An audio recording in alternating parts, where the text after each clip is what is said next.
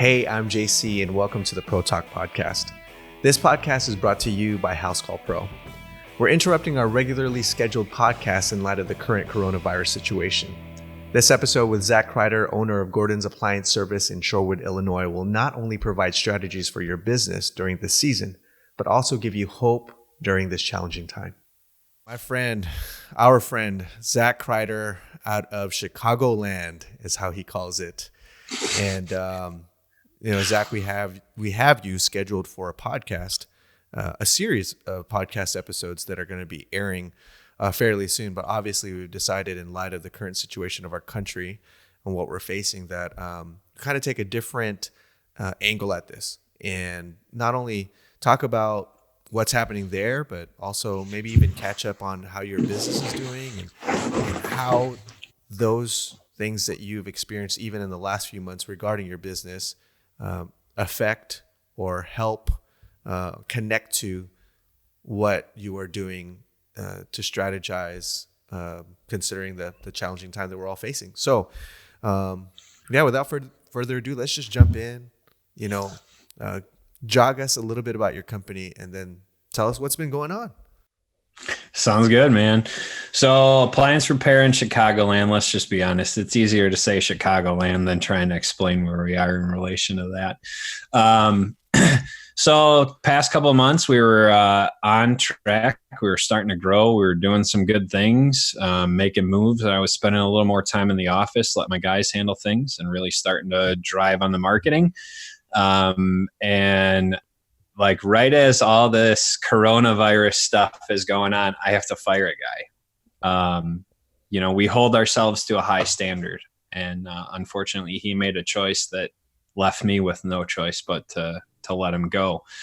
And, that's protection for me. That's protection for my team. I will put my team above anything else any day. And if you jeopardize that, then I get a little, so we took care of that. I'm back on the road full time, unfortunately, because of that. So it kind of backed off the marketing piece. But with anything else, I've been through adversity in the last 4 years. And I got a mental stick-to-itiveness, whatever. I'm gonna grind. You know what I mean? Like, I'm just going to keep getting out there. I'm going to keep doing what we got to do. It hasn't changed my focus in my business at all, right? The goal is to grow. The goal is to have people working and bring a quality service to our customers. And, it's a step backwards, but not really, right? Because it's only failing if you're not moving forward. I haven't failed yet, So definitely one of the books that I've been reading, I finished it once, and now I'm listening to it on Audible again, is Grant Cardone, The 10X Rule.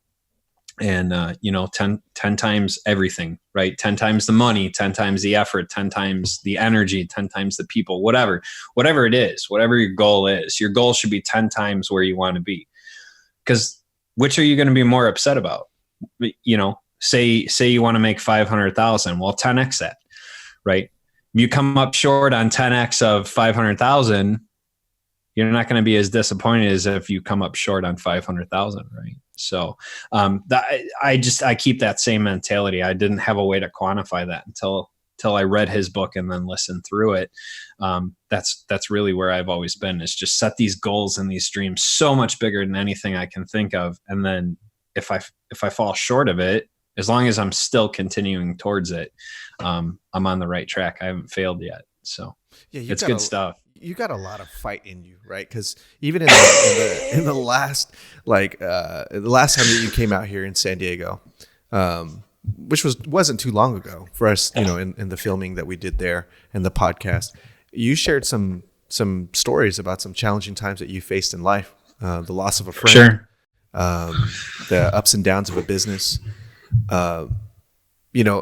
I'm scrappy, dude. I'm scrappy. Right. And that's one of the things I love about you. I mean, I think that's one of the things that I love about pros, period, is like, hey, we're going to make it happen. Right. I might have. Well, that's it, right? Like as pros, we're scrappy. Those of us that really, truly love what we do, we're scrappy. You can't knock us down. We're going to keep fighting. Right.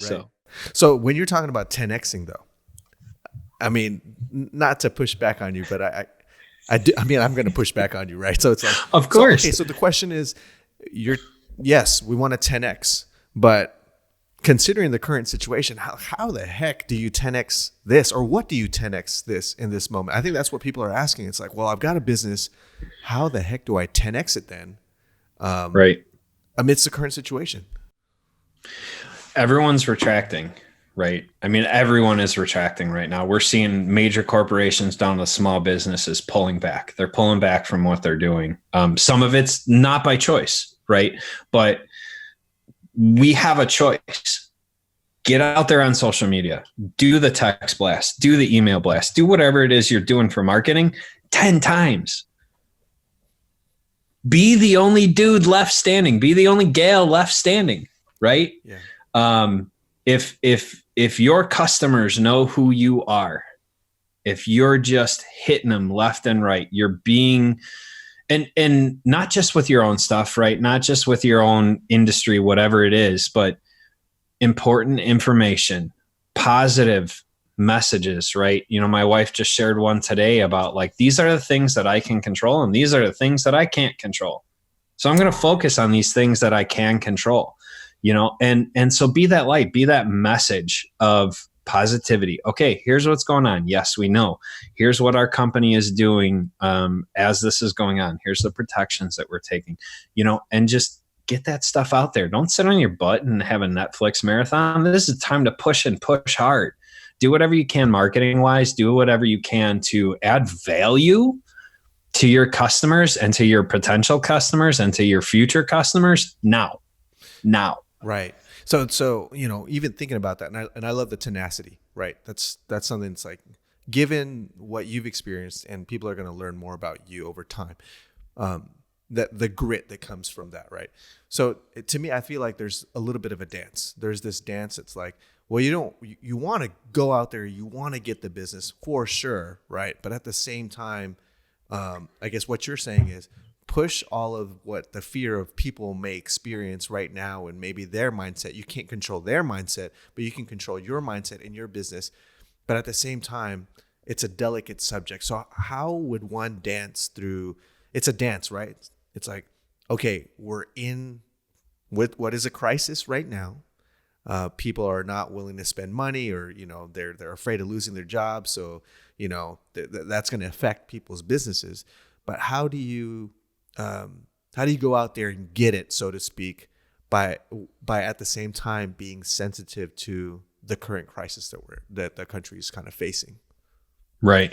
Well, and for us right now, it's business as usual, right? Appliances are still breaking. People need their fridges. They need their ovens. They're home all the time. So, I mean, I guess maybe our industry is a little bit unfair to kind of come from that, but same thing applies. You know, our customers know that we're hand sanitizing, we're washing our hands, and this is nothing new for us. We've always done this. We're in and out of people's homes, and as professionals, we're hand sanitizing, we're washing, we're wearing gloves. We might wear gloves in a couple more houses than we would have before, but we're sharing that on our social media. We're sharing that on the phone as we're talking to these customers that are calling in. We're letting them know that we value their health and their safety as much as we value our own health and safety and our family's health and safety. And so just really approaching it that way right now.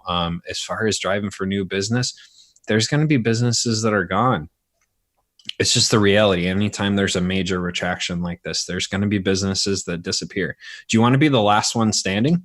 Heck yeah. Mm-hmm. Heck yeah. You know what I mean? And so how do you do that? You provide value to these customers. You provide value to these people that are terrified right now. Be a rock, right? Be a place of positivity, whatever that looks like, whether it's sharing an inspirational quote for the day, whether it's sharing how you're using this time, spending it with your kids. If you're having to work from home, you know, if you have a large scheduling office and everyone can't be there and you're working remotely, share those moments, right? I shared with you the other day some moments of me playing with a new camera and spending time with my family. You know, we had a shortened day because we didn't have as many calls as we normally would, but I shared that.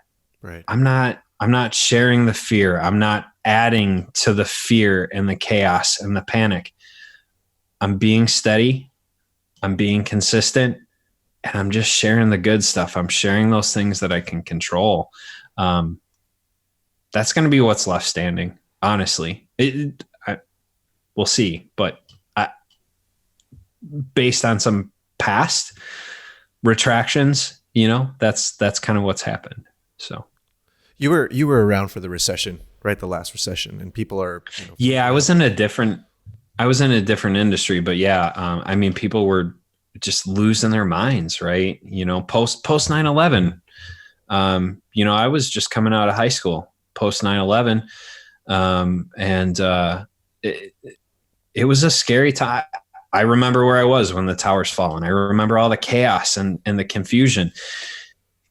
The people that I looked to were the people that were steady and looking ahead in the future and just being consistent. And that's kind of where I'm speaking from is, here's these examples of when these crazy things happen. What stands the most, right? We were a country united then. We were a country that stood by each other and loved each other more than any other time in history, in my opinion, for sure in the time that I've been around. And so these steady, these cool-headed, these consistent people, they're the ones that we were looking to. They're the ones that afterwards we relied on more than anything else. Yeah, it sounds like what you're alluding to, what you're pointing at is a sense of normalcy, right? Like everything is, I mean, I'm working from home, right? Yeah. In any other case, like I'd probably be doing a podcast or filming or an interview elsewhere. But obviously the situation is the situation that we're in right now. And so therefore, like our entire company is working from home and other people are being sent home. But you're right. I think there's this sense of, man, I need normal. One of my favorite things right now is taking a walk and seeing people walking their dog. You're like, okay. Now, I know in the back of my mind, restaurants are closed, though they are, providing takeout and drive-through still. But and then you got the social distancing, aspect. But people are still walking their dogs. They're going. That's one of my most favorite parts of the day. Amidst that is what you're saying, trying to provide as much normal as possible while nodding to the fact that there is something happening out there. I mean, how do you do that with your current customers? Yeah, I mean, so it's just, honestly, we're providing value to them. We're coming out, we're repairing their thing. We're not talking about coronavirus. If they ask about it, yeah, we're hand sanitizing, we're washing. They see us walking in with gloves on, stuff like that. And, we're accepting the fact that it's there, but we're not making it this big giant monster in the room, right? Like yes, it is kind of scary. It is whatever, but you can't control it. Beating a horse to death doesn't change it, and so you show kindness, you show love, you show grace, and you continue to, above all, be a professional, right? Being part of being professional is being level-headed, is being cool in crazy situations. And I know this is a situation we haven't faced before, right? Like the likes of this is just nothing like our country has faced before. But be cool, be level-headed, be honest with people, and respect. If they're showing fear and they're afraid, we've had customers call about, yes, this is what our technicians are doing. If you're not feeling well, we won't come into the house. If you don't feel comfortable with us coming into the house, we can reschedule this for after the craziness. And so just approaching it with that kind of love and that grace, and that patience, Yeah, that's huge. That's huge. When was the last time that you felt you faced, a difficult situation? And let me not to come from left field. It's just that you have this very positive attitude right now, which I really, really appreciate. You're like, hey, we gotta be solid. We gotta be consistent. We gotta get after it, but we also have to be compassionate. And that's just that's your normal mode, bro. It is my normal. I mean, really, for me, we've faced more adversity in this company. I mean, so I shared before in a previous thing with you that we bought the business, and a month later, our daughter was born. Right. So I don't know anything but chaos. Right. It just, I don't know, it being a small business owner, being a young business owner, a lot of times it feels like for every 10 steps I take forward, I get knocked back 3, 4, 5 steps backwards. And so what are you going to do? Just keep moving forward. I think of Finding Nemo. Just keep swimming, just keep swimming, just keep. I mean, really, what are you going to do? I can't control it, and I mean, in all honesty, some of that comes from my faith. I know everyone comes from a different faith background, but a lot of that is in my faith, right? There's things that I can't control. There's things that are out of my understanding, but I'm going to do the best with what I have in the moment. Doesn't mean I'm always going to do it right, but I'm going to do the best that I can in that moment. That same thing we teach our daughter. Our daughters, she's like, it's sad that some people have the coronavirus. Like she's picking up on all these things that people are talking about. And how old is your daughter? She's 4. Wow. She's 4 years old. Yeah. Yeah. We were at church on Sunday recording, doing a Facebook Live for our church, right? Everything, they decided at the last minute to not do it. And being the IT and audio and video guy, I was there with a pastor and associate pastor and all that stuff, just doing these, making it happen. Right. And my daughter sees that everything that I do because her eyes are watching me. How we respond to this crisis, how we respond to adversity in life, our kids are watching. Mm-hmm. Our friends are watching. Our families are watching. Our community is watching. How are you choosing to respond? How are you choosing to show up? You don't have a choice in what's happening, but you have a choice in how you show up, mm-hmm. how you approach it. Mm-hmm. It does me no good to give into the fear, give into the panic. Maybe a lot of my positivity is I refuse to listen to the news. I'll go and I'll catch a newspaper real quick and okay, I got a brief idea of what's going on, or I'll catch a little bit of a news clip while I'm in a customer's house, but I'm not focusing on that. Mm-hmm. Where your focus is where your energy flows. Right. Mm-hmm. And so if you're putting all your energy into the crisis, you're putting all your energy into the news, you're putting all your energy into these things that you have no control over, you lost the game. So it's almost like what you're saying is like, we've been here before. I mean, we haven't been here before, but we've been here before. We're like pros. Right? You're saying to the pros, it's like, pros, come on, we've been here before. We've faced adversity before. Right. Now, obviously, You're not being insensitive to the current situation, but you're like, we've faced adversity before. So we're small business owners and some of us are larger business owners. We've faced crap before. Mm-hmm. Mm-hmm. It's just a different pile of crap, Yeah. So from our conversations in the past, you've had your ups and downs and have had to make difficult decisions. I mean, you just made a difficult decision by having to fire somebody, right? So now you're forced to be out more in the field, but from a practical standpoint, and here's where I'm coming from. There are some pros that are obviously out there that are thinking about this. It's like, how long is this going to last? How do I withstand this? I've got to make a couple of different decisions. I mean, even as human, normal, everyday people, we think when our future kind of hangs in the balance, we start to consolidate and start to cut things off and go, okay, maybe I don't need this and maybe I don't need that. From a business owner's perspective, going through your ups and downs, what has been your mindset in that when you're having to really cut down or have to take a couple losses and cut back a little bit? What is your strategy? What is your outlook? How do you do it?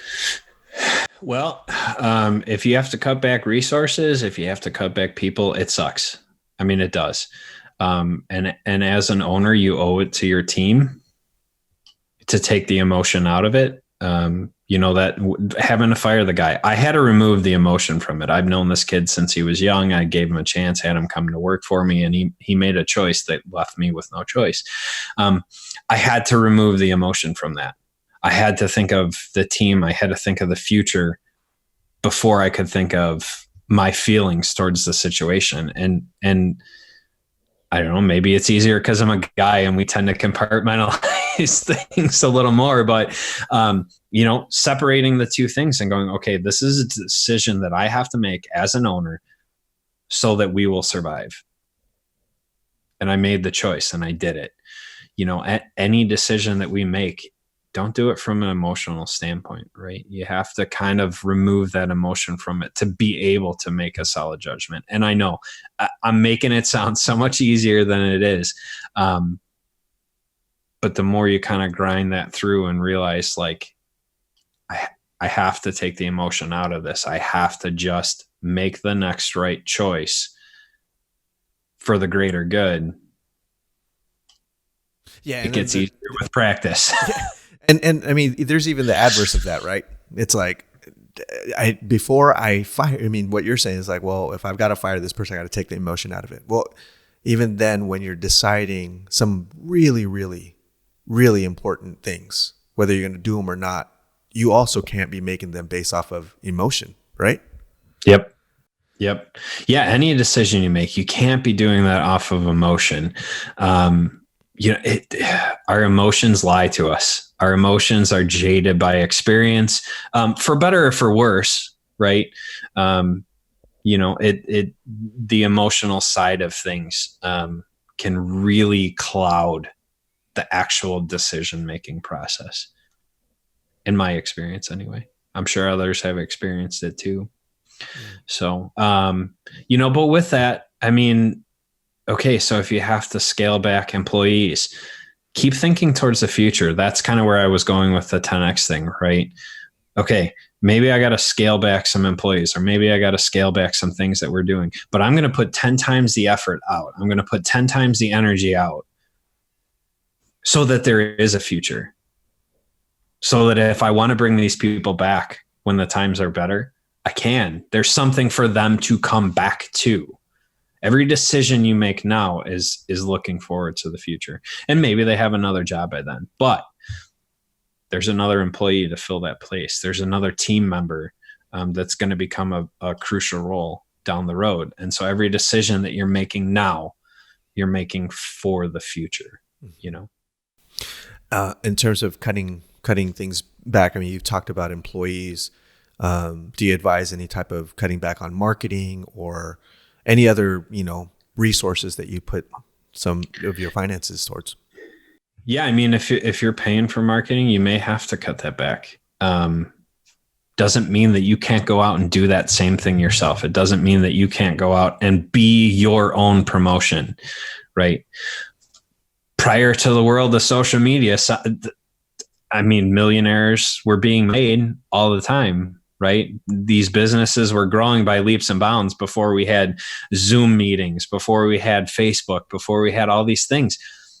Now you have a ton of tools at your disposal and a bunch of people sitting home bored. If you're marketing the right way on your own, if you're pounding on those doors, there's a good chance that you're going to be standing at the end of it. Mm-hmm. If people know who you are, if they know what you stand for, if they know how you responded in a crisis, they're going to be more likely to trust you. Yeah. So, that's a great segue into what I was going to ask you next in terms of networking and marketing. You are the pro leader of your pro meetup. Can you tell us a little bit about, for those that are watching or listening, what a pro meetup is, what Housecall Pro is doing now in terms of those pro meetups, given the coronavirus situation and social distancing? Yeah, so that's a kind of a unique situation. What's today? Today's the 19th. Yesterday was actually supposed to be my first time being a co-leader, community leader for one of those pro meetups. And obviously with everything going on, we made the decision early on that, this was going to kind of switch, and we didn't know what it was going to look like. But we were all being pretty flexible about that. And so now we're still meeting. We have two groups in the Chicagoland area. We have the North Suburb group, and then we were starting a South Suburb group. Just geographically, it made a little more sense. And so we were just kind of expanding it. And we are still the same community on Facebook, which is pretty awesome. We're, the pro leaders we're all working together in the same group. So if you can't make a north side meetup, you can come to the south side. Can't make south side, go to the north side. But these meetups prior to this would have been a time where pros come together, whether you're using Housecall Pro or not, come together, network, talk about different leadership things. Two of the ones that I went to were about SMART goals. We talked about different things with how to grow your team. And there's times to get together and kind of network and just enjoy each other's company. And we'll still have some of that as we're transitioning to a Zoom virtual meeting, at least for the foreseeable future. And so we'll be doing, a meeting where everyone's on a screen and we have a time to talk, and there's actually some breakout sessions that are going to be happening, which is super cool. I've been using Zoom for 2 years, and I didn't know we could break out into like little separate Zoom rooms and then all come back together. So that's pretty awesome. It's a time for us to kind of discuss some questions related to the presentation. Everything that Housecall Pro has stood for from the beginning. I mean, honestly, that's why we came to Housecall Pro, is because they want to serve us. They want to add value to us. They want to help us grow. They want to see us succeed. And so these meetups, that's what they're designed for. They're designed to give you some more tools, some more resources to be able to connect you with other pros in your area, to be able to grow your business. So we'll be kind of our first, our meeting tonight will be kind of how to navigate this crisis that's going on and what that looks like and what everyone's kind of going through and how we can respond to that. So I'm super excited for that meeting tonight. And obviously next month we'll probably be in the same kind of position where it'll be a virtual meeting. But the great news is you can do it from your phone, you can do it from your computer, you can. Like I saw a couple pastors going in pajama pants and a suit top, so if you want to show up to a Zoom meeting in pajama pants and a suit top, go for it. No, you're only seeing half of me right now. So it's pretty cool. It's a good way to network, for our initial, just going through how this was going to work with all the pro leaders. I was in my truck driving. I was on the meeting. I was coming down from a call. Just time did not allow me to make it home before that happened, but I was able to listen to what was going on through my Bluetooth, and it was good. So it's you can do it from anywhere, whether it's your phone, your tablet, your computer, whatever. And they're meeting all over the country. So yes, all over the country. Yeah. I mean, virtual meetups all over the country. You don't have to be a Housecall Pro user. I'm sure that now's a great time to dig in and get some support and some strategies on how to run business or build your business, practice building your business. And they happen at different times, obviously, because to accommodate those that are in different parts of the country. Yeah, for sure. The website is housecallpro.com/meetups, right? Yes. Awesome. Yes. So, man, you've given us so much information, so much encouragement, and I just want to give you a little bit of space to close us out by kind of sharing a word to all of our pros out there. What you got? Show up, guys. Show up. Be consistent. Be the pros that you are, right? You guys are awesome pros. You built your businesses. It's taken a lot of effort. It's taken a lot of tears, a lot of sleepless nights. We're all here with you, and we're all going to come out of this on the other side together. So keep positive and keep pushing, guys. Keep pushing. Well, thank you so much, Zach, for just your words of encouragement. From Zach Crider out of Gordan's Appliance Service out of Chicagoland. Thanks so much, Zach. Yep. Thanks for tuning in to the Pro Talk podcast. For more information, go to housecallpro.com/coronavirus.